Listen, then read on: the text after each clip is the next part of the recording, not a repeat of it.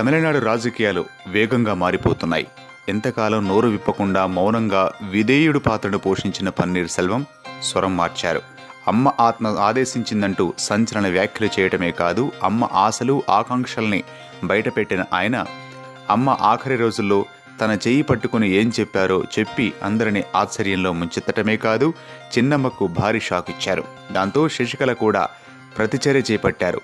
ఆయన్ను పార్టీ కోశాధికారి పదవి నుంచి తొలగిస్తూ నిర్ణయం తీసుకున్నారు.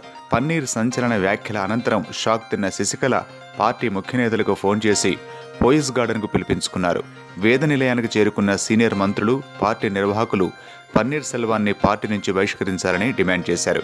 ఇదిలా ఉంటే పార్టీ కోశాధికారి పదవి నుంచి తప్పించిన చిన్నమ్మ ఆయన్ను పార్టీ నుంచి సస్పెండ్ చేయలేదు.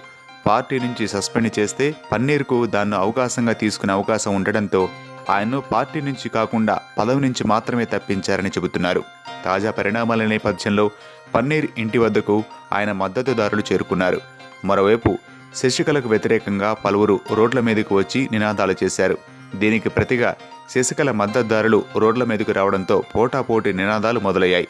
తాజా పరిణామాలతో ఉద్రిక్త పరిస్థితి నెలకొంది.